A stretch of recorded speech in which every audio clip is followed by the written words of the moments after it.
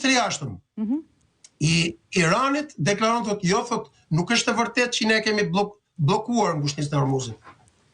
Pra ne e kemi të hapur thotë për rusët, për indianët, për pakistanezët, për kinezët.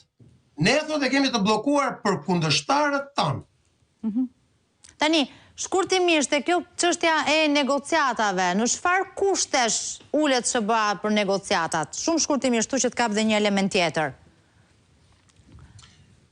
Negociatat janë top secret, nuk i di asnjë. E vetmja gjë që kemi thënë është që siç deklaroi presidenti Trump, spari ajo që është shumë e rëndësishme për çdo që ka studiuar Iranin, ato janë duke negociuar me Mohamed Kalibafin. Mohamed Kalibafi është përfaqësuesi i linjës Ashpër, ish general major i forcave ajrore, kryetari i parlamentit. Ka thënë vetëm që po negocioj me njerëzit e duhur, nga deklaratat e fundit kjo ka qenë. Dhe ju thoni po negociohet me Mohamed Kalibafin, po.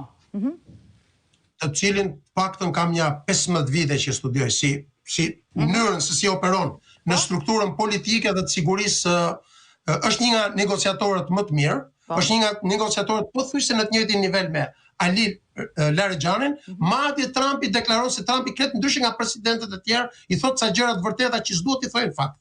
Tha që po shohim edhe mundësinë për të mbështetur këtë Mohamed Kalibafin. Si duket, janë gjetë linjat e komunikimit dhe në këtë rast më lejo të theksoj se kush është edhe ndërmjetësi, është shefi i shtabit i përgjithshëm të Pakistanit, Field Marshalli Asim Munir, i cili po negocion këto negociata, i cili ka një marrëdhënie të shkëlqyer edhe me dhëndrin e presidentit Trump, por edhe me përfaqësuesin tjetër, negociatorin tjetër kryesor të presidentit Trump. Çfarë sjell kjo për negociatat atëherë? Kur dim këto, se dakord, pikat nuk mund të dim, por kur dim këto, kur dim filozofinë e këtyre dy personazheve që ju përmendët.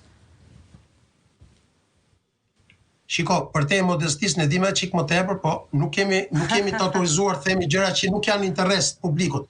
Në interes të publikut është vetëm një gjë, që të gjitha palët janë të interesuara përveç Izraelit, thash, i cili e do Iranin të pranoj kushtet, të ketë ndrim regjimi, të ballkanizohet, të ndahet në 4-5 shtete, të bëhet si Siria sotme, shkatërrohen komplet sistemet e ushtarake, të mos ketë fuqi ekonomike, e më radhë. Por e ka të pamundës, se nuk ka fuqi ushtarake vetën që ta bëjë, vetëm nëpërmjet Shtetit Bashkuar të Amerikës. Por interesi i Shtetit Bashkuar të Amerikës tashmë ka dalë jashtë interesit të Izraelit për shkak se dhimbja dhe kosti është përtej asaj që mund të marrë në shpinë administrata amerikane. Dhe në këtë këndvështrim, Trumpi po kërkon të gjejë një zgjidhje e cila do të kënaqë edhe Iranin, edhe Shtetet Bashkuara të Amerikës. Ajo që është e qartë është që sa e radhë Irani është i vendosur që të mos pranoj armë pushim pa plotësuar kushtet e veta. E qartë kjo. Dhe kemi dhe një element tjetër këtu që doli në parë gjatë këtyre 4 javëve, përplasja SBA ose Trump NATO, SBA ose Trump Bashkim Evropian. Çfarë leksioni nxori kjo? Lidhur dhe me marrëdhëniet apo dhe me një lloj ndryshimi në balancat e qëndrimeve?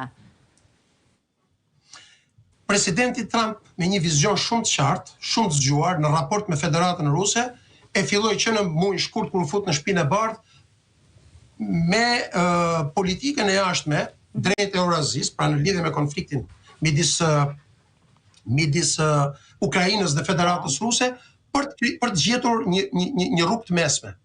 Pra për të ndaluar një pjesë të madhe të fondeve, të cilat kishin shkuar $160 miliard, dhe ishte e papranueshme për administratën amerikane të vazhdonte të dërgonte një sasi kaq të madhe pajisjesh sistemesh bashkë me Europën, dhe ndërkohë që